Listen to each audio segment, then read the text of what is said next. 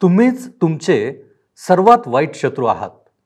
जर तुम्ही स्वतःमध्ये आणि इतरांमध्ये अशक्य परिपूर्णतेची अपेक्षा करणे थांबवायला शिकलात, तर तुम्हाला तो आनंद मिळू शकेल जो नेहमीच तुमच्यापासून दूर राहिलेला आहे. काय मी माझ्या स्वतःचा वाईट शत्रू आहे?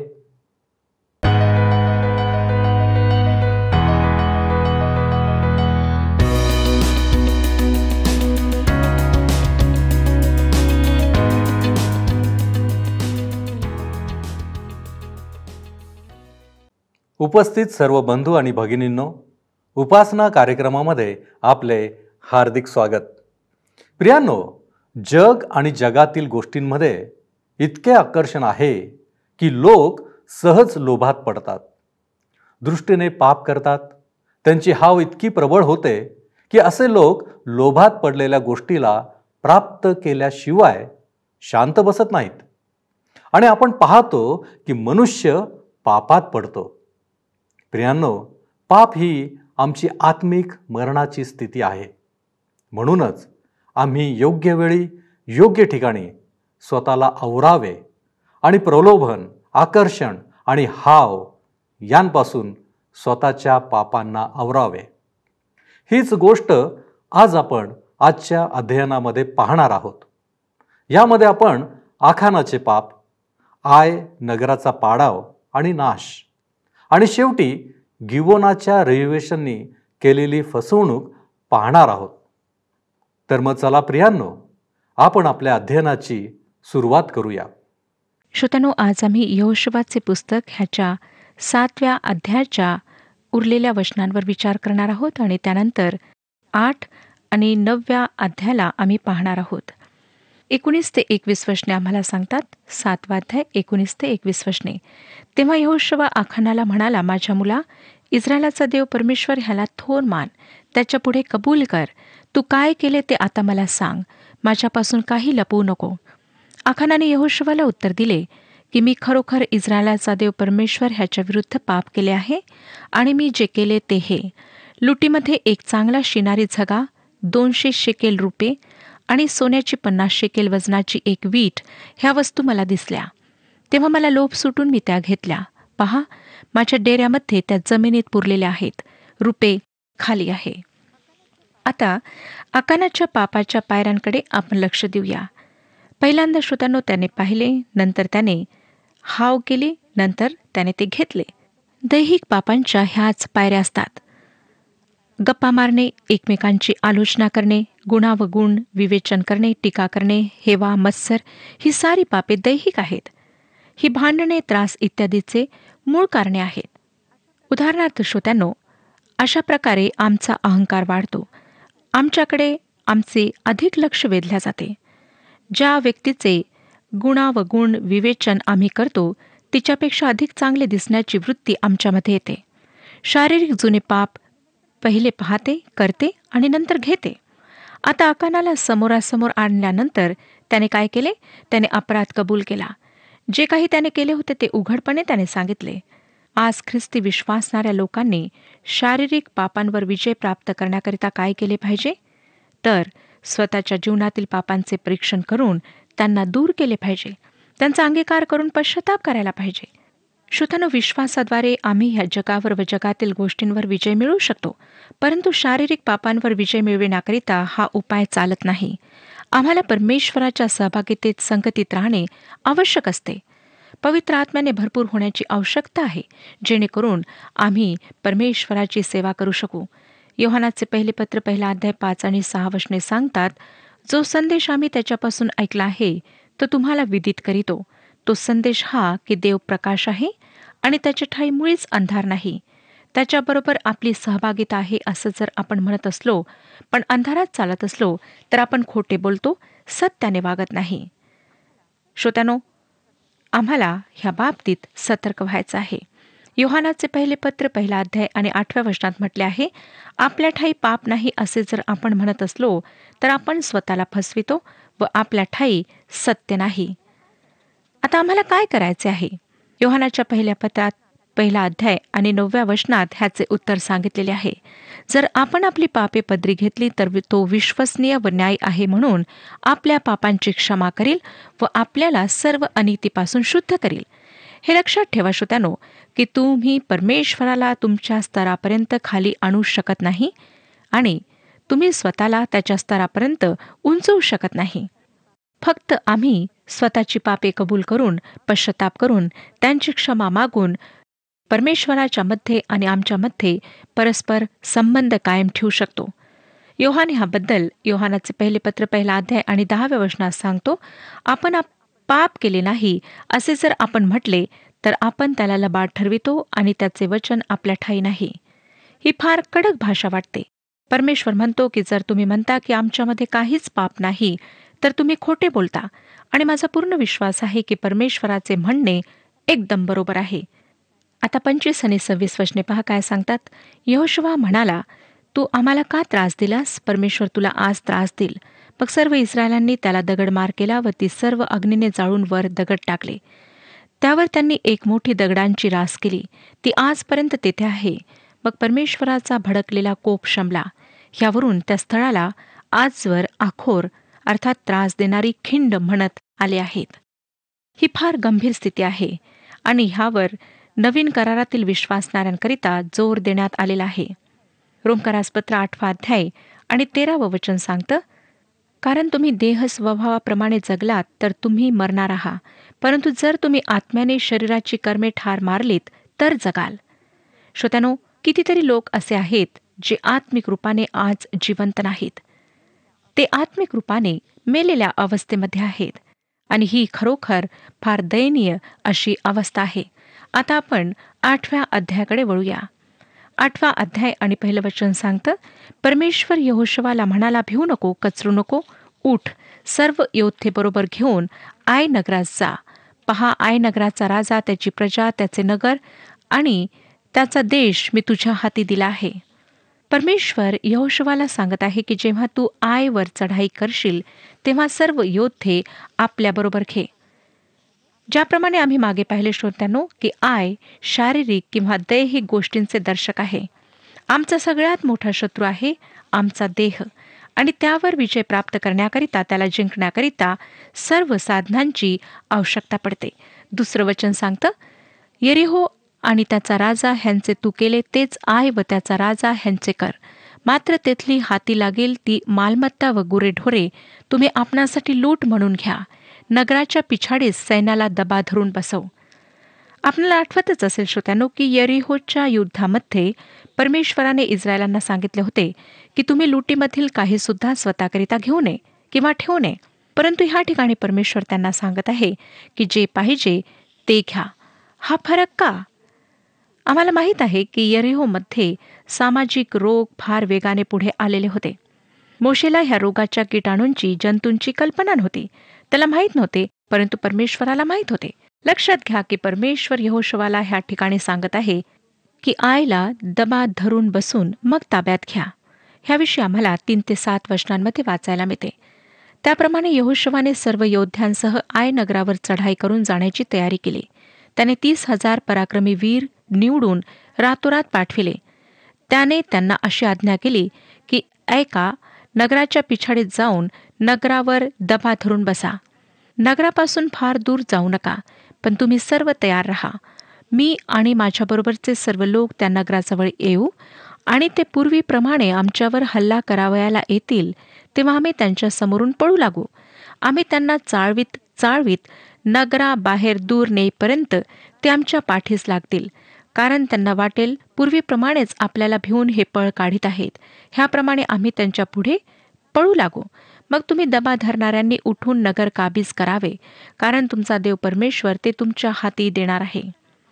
पुढे वाचताना आम्हाला दिसेल श्रोत्यानो, की ज्याप्रमाणे यहोशुवाने योजना केली होती त्याप्रमाणे युद्धातील लष्करी डावपेच सिद्धीस गेलेत आणि आय शहर इस्रायलांच्या ताब्यात अगदी सहजरीतीने आले.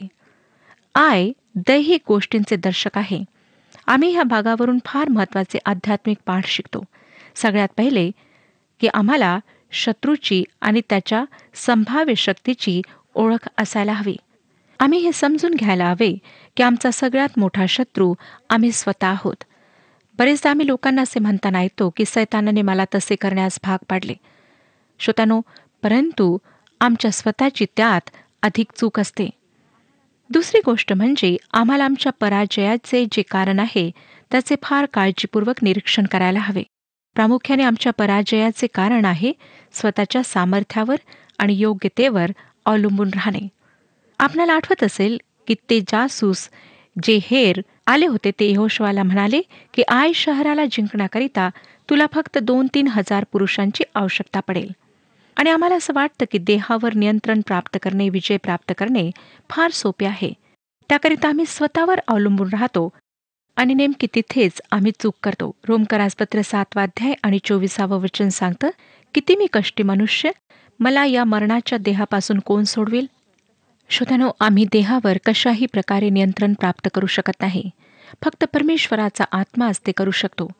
दुःखाची गोष्ट म्हणजे आज हजारो लोक स्वतःच्या सामर्थ्याने देहावर नियंत्रण प्राप्त करण्याचा आणि दैहिक वासनांना समूळ नष्ट करण्याचा प्रयत्न करीत आहेत.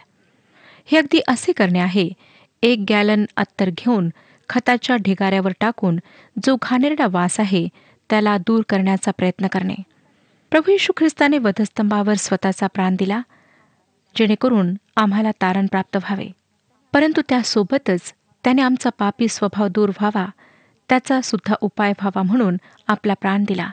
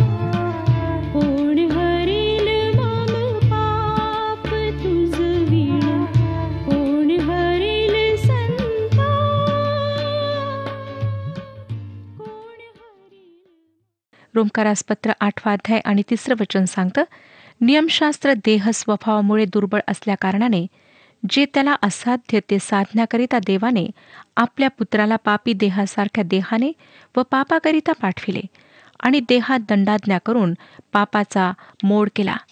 ह्याचा साधारण अर्थ असा आहे की जेव्हा येशू ख्रिस्त ह्या पृथ्वीवर आला, त्याने फक्त तुमच्या व माझ्या पापांकरिताच फक्त प्राण दिला नाही, परंतु आमच्या जुन्या पापी स्वभावाचा न्याय होण्याकरिता सुद्धा त्याने प्राण दिला. जोपर्यंत येशू ख्रिस्ताने आमच्या पापांकरिता खंडणी भरून दिली नाही, तोपर्यंत पवित्र आत्मा आम्हाला स्पर्श करू शकला नाही. जेव्हा येशू ख्रिस्ताने खंडणी भरून दिली आणि आमच्या पापी स्वभावाला दोषी ठरविण्यात आले, त्यानंतर पवित्र आत्मा आमच्या जीवनात प्रवेश करू शकला आणि आमच्या पराभवा अतिरिक्त सुद्धा आम्हाला विजय प्राप्त झाला.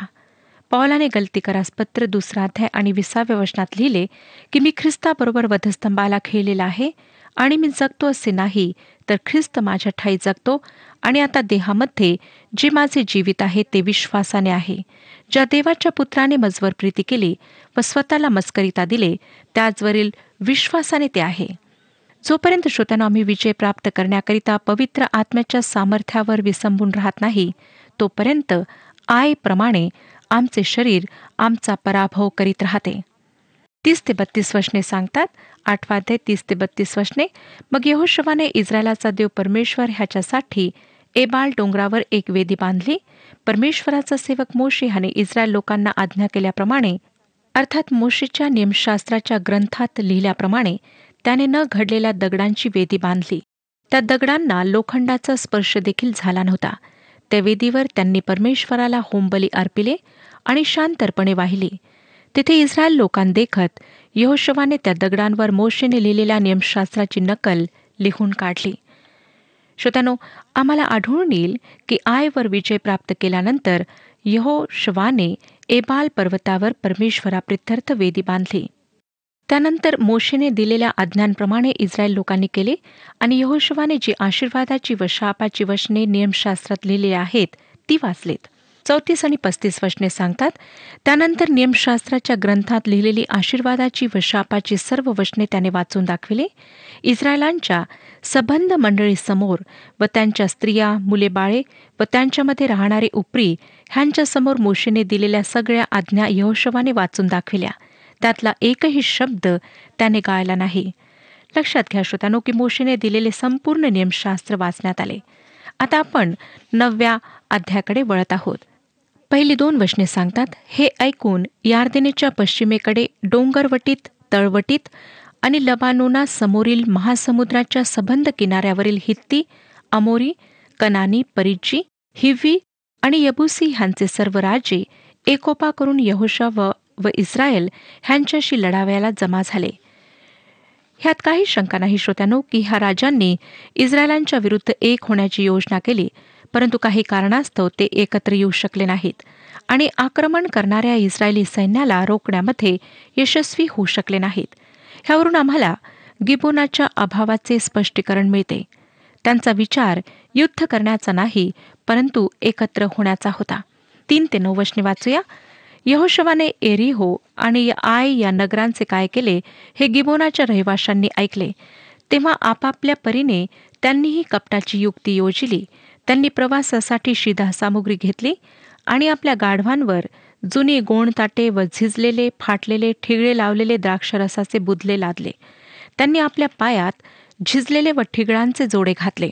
अंगात जुने पुराणे कपडे चढविले. त्यांच्या शिदोरीच्या सर्व भाकरी वाळून बुरसल्या होत्या.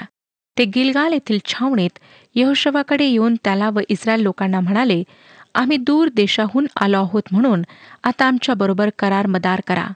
इस्रायल पुरुषांनी त्या हिवी लोकांना म्हटले, आम्ही तुमच्याबरोबर करार मदार कसा करावा? न जाणो तुम्ही आमच्यामध्येच राहणारे असाल. ते यहोशवाला म्हणाले, आम्ही तुझे दास आहो. यहोशवाने त्यांना विचारले, तुम्ही कोण व कोठून आला?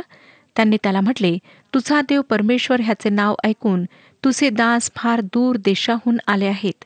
त्याची कीर्ती व त्याने मिसर देशात जे जे केले ते सर्व आम्ही ऐकले आहे. श्रोत्यानो, गिबोनी लोक फारच हुशार आणि चलाक होते आणि त्यांनी कशा प्रकारे फसविण्याचा प्रयत्न केला ते आता आम्ही पाहत आहोत. श्रोत्यानो, इस्रायलांना आज्ञा देण्यात आली होती की त्या देशातील सर्व काही नष्ट करा आणि तिथल्या लोकांशी कशाही प्रकारे कुठलाच संबंध जोडू नका. जरी ह्या ठिकाणी यहोशुवाचा उद्देश परमेश्वराची आज्ञा पाळणे होता, तरी गिबोन्यांशी करार मदार करून शांती स्थापित करणे व त्यांच्याशी संघटित होण्याद्वारे तो फसविला गेला होता. ह्या ठिकाणी लक्षात ठेवण्यासारखी गोष्ट म्हणजे नाही यहोशुवाने आणि नाही इस्रायली लोकांनी हा औपचारिक करार करण्याआधी परमेश्वराची इच्छा आणि त्याचे विचार जाणण्याचा प्रयत्न केला होता. श्रोत्यानो, आपणास माहीत आहे की एरिहो जगाला दर्शविते. आम्ही जगावर कसा विजय प्राप्त करतो? विश्वासाच्याद्वारे. आय शरीराला दर्शविते. आम्ही शरीरावर कसा विजय प्राप्त करतो? लढाई युद्ध करून नाही, परंतु स्वतःची उणीवता कमतरता ओळखून परमेश्वरासमोर त्यांचा अंगीकार करून आणि परमेश्वराच्या पवित्र आत्म्याला आमच्या जीवनामध्ये प्रवेश देऊन कार्य करू देण्याद्वारे, विजय प्राप्त करू देण्याद्वारे आम्ही विजय प्राप्त करू शकतो. लक्षात असू द्या श्रोत्यानो की मी तुम्हाला आय नगर देईन हे म्हणणारा परमेश्वर होता. मला आश्चर्य वाटतं, फारच धूर्ततेने युक्तीने सैतानाने त्यांना स्वतःकडे घेतले. आपल्याला माहीत का की आज धर्माच्या कल्लोळाची का भरभराट होत आहे? ह्यासाठी की विश्वासणारे लोक काही विचारपूस न करता, शोध न करता त्यांना सहयोग देत आहेत. म्हणून आम्हाला सैतानाचा विरोध करायचा आहे. ज्याविषयी आम्हाला परमेश्वराने वचनाद्वारे सांगितले नाही, त्या गोष्टींशी आम्हाला काहीच करायचे नाही. आज अनेक लोक असे आहेत ज्यांना पवित्र शास्त्रात काय लिहिले आहे ह्याची पूर्ण माहिती नाही. काही लोकांना तर मुळीच नाही. आणि त्यामुळे काय होतं की जो कोणी पवित्र शास्त्र हातात घेऊन उपदेश द्यायला उभा राहतो, तेव्हा त्यांना असं वाटतं की जे काही तो सांगत आहे ते अगदी खरं आहे आणि ते त्याच्या शिकवणुकीला बळी पडतात. करिंथकरास दुसरे पत्र 2 अध्याय आणि 11व्या वचनात पॉल म्हणतो, यासाठी की सैतानाचे आपल्यावर वर्चस्व होऊ नये, त्याचे विचार आपल्याला कळत नाहीत असे नाही. दुर्दैवाने मी आणि तुम्ही त्याच्या युक्तींपासून अजाण राहतो. आता ह्या शत्रूवर आम्ही विजय कसा प्राप्त करावा? याकोबाचे पत्र 4 अध्याय आणि 7व्या वचनात सांगितले आहे, यास्तव देवाच्या अधीन व्हा, सैतानाविरुद्ध आडवे व्हा, म्हणजे तो तुम्हापासून पळेल. माझ्या प्रिय श्रोत्यानो, आम्हाला परमेश्वराच्या अधीन होण्याची आवश्यकता आहे. आता आमच्या समोर तिसरा शत्रू आहे, गिबोनी लोक, जे सैतानाला दर्शवितात. नव्या करारातले इफिसकरास पत्र जुन्या करारातील यहोशुवा ह्या पुस्तकाला प्रत्युत्तराच्या रूपात आहे. तेव्हा आम्हाला फार महत्त्वाचे समांतर ह्या ठिकाणी आढळते. इफिसकरास पत्र 6 अध्याय आणि 11वं वचन, सैतानाच्या कुयुक्तीपुढे टिकावयास तुम्ही समर्थ असावे म्हणून देवाची संपूर्ण शस्त्रसामग्री धारण करा. इस्रायली लोकांनी ज्याप्रमाणे गिबोन रहिवाशांच्या कुयुक्तीपासून सावधान राहायला पाहिजे होते, त्याचप्रमाणे विश्वासी लोकांनी सुद्धा सैतानाच्या कुयुक्तींपासून सावधान राहायला पाहिजे. कारण वचनात सांगितलेले आहे, आपले युद्ध रक्तमांसाबरोबर नव्हे, तर सत्ता, अधिकार, या अंधकारमय जगाचे अधिपती, आकाशातला दुरात्मा समूह ह्यांच्याबरोबर आहे. श्रोतानो, आज आमचा खरा शत्रू मांस आणि रक्त असलेला नाही, परंतु आत्मिक असा आहे. जेव्हा इस्रायली लोकांना कळले की गिबोनचे रहिवाशी त्यांचे शेजारी आहेत आणि त्यांनी त्यांच्याशी चलाखी केली आहे, तरी पण त्यांनी जो करार, जी आणभाग त्यांच्याशी केली होती, तिचा आदर केला. 19 आणि 20 वचने पहा काय सांगतात. तेव्हा सर्व सरदार सगळ्या मंडळीला म्हणाले, आम्ही त्यांच्या समोर इस्रायलाचा देव परमेश्वर ह्याची शपथ घेतली आहे, म्हणून आता आम्हाला त्यांना हात लाविता येत नाही. त्यांच्याशी आम्ही असेच वागणार, त्यांना आम्ही जीवदान देणार. तसे न केल्यास त्यांच्याशी शपथ वाहिल्यामुळे आम्ही क्रोधास पात्र ठरू. श्रोत्यानो, हा करार जरी अशा परिस्थितीत केला गेला होता, तरी त्या दिवशी त्या कराराचा आदर केला गेला. 21 आणि 27 वचने सांगतात, सरदारांनी लोकांना सांगितले की त्यांना जिवंत राहू द्या. सरदारांनी त्यांना सांगितल्याप्रमाणे ते सर्व मंडळीचे लाकूड तोडे व पाणक्के झाले. नंतर 27वं वचन, यहोशुवाने त्या दिवशी मंडळीसाठी आणि परमेश्वर निवडणार होता त्या स्थानी त्याच्या वेदीसाठी त्यांना लाकूड तोडे व पाणक्के म्हणून नेमले, तसे ते आजपर्यंत आहेत. श्रोत्यानो, आजच्या युगामध्ये सैतान फारच प्रभावी रीतीने कार्य करीत आहे. कितीतरी मंडळांमध्ये फूट पडली आहे. उपासना मंदिराला कुलपे लागलेली आहेत. का? कारण आपसी मतभेद, स्वार्थ, ईर्षा, हेवा, अहंकार. कितीतरी कुटुंबामध्ये फूट पडलेली आहे. लोकांचे लक्ष खऱ्या देवाकडे नसून स्वतःच्या प्रगतीकडे, स्वतःच्या स्वार्थाकडे लागलेले आहे. लक्षात ठेवा की सैतान फार सुंदर रीतीने आमच्या जीवनामध्ये प्रवेश करतो. फार चांगल्या प्रकारे तो आम्हाला परीक्षेमध्ये पाडतो, मोहपाशात अडकवतो आणि तो आम्हाला देवापासून दूर नेतो. आम्ही पाहिले श्रोत्यानो की आकानाच्या जीवनात त्याने कशा प्रकारे पाप केले. त्याने ती वस्तू पाहिली, तिची इच्छा केली आणि नंतर ती घेतली. सैतान अगदी अशाच प्रकारे आमच्या जीवनात सुद्धा आज कार्यरत आहे. ह्या जगातील पाप फार आकर्षक आहेत. म्हणून श्रोत्यानो, अवश्य आहे की आम्ही परमेश्वराच्या सहभागीतेत राहावे, त्याच्या आज्ञा आम्ही पाळाव्यात, त्याच्या वचनाप्रमाणे आम्ही चालावे. परमेश्वर करो की आम्ही ह्या बाबतीत गंभीरपणे विचार करावा आणि परमेश्वराच्या वचनाला, परमेश्वराला आपल्या जीवनामध्ये आद्यस्थान द्यावे. परमेश्वर आपणास सर्वांस आशीर्वाद देव. हा कार्यक्रम आपणास आवडला काय? आता आम्हाला एक मिस कॉल करा आणि आपण पुढील विजेता होऊ शकता.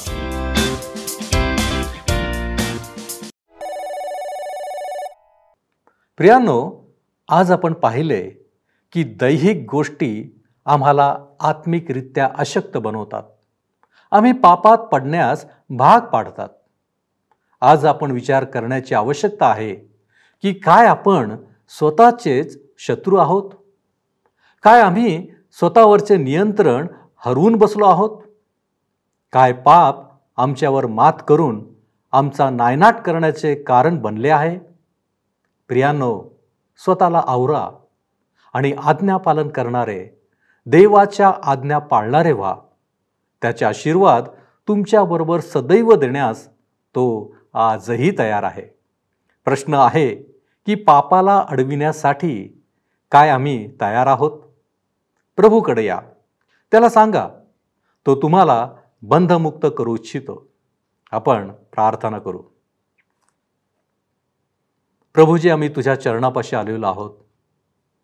आम्हाला ठाऊक आहे आम्ही दैहिकदृष्ट्या अशक्त आहोत आणि आम्ही आत्मिकदृष्ट्या देखील अशक्त आहोत. परंतु प्रभूजी, आमचं हे अशक्तपण दूर करण्यासाठी तू सदैव तयार आहेस. आणि म्हणूनच प्रभूजी, आम्ही स्वतःला तुझ्या पवित्र हातामध्ये सोपवतो. आमच्या अंतःकरणाचं कठीणपण तू काढून टाक. आणि प्रभूजी, आम्ही योग्य रीतीनं आचरण करावं यासाठी तुझं सहाय्य आम्हाला हवं आहे. प्रभूजी, आम्ही स्वतःचेच शत्रू बनू नये. या जग आणि जगातील गोष्टींकडे आम्ही आकर्षित होऊ नये. म्हणून प्रभूजी, तू आम्हाला सहाय्य कर. प्रभू, आम्हाला ठाऊक आहे या गोष्टी आमच्यामध्ये असलेल्या अशक्तपणाच्या गोष्टी आहेत. त्या दूर करणार आहेस, म्हणून तुझे उपकार मानतो. येशू ख्रिस्त आमचा प्रभू याच्या द्वारे मागतो, म्हणून तू ऐक. आमेन. आपली पापे पदरी घ्या आणि पापापासून दूर राहा. प्रभू आपणास मार्गदर्शन करो.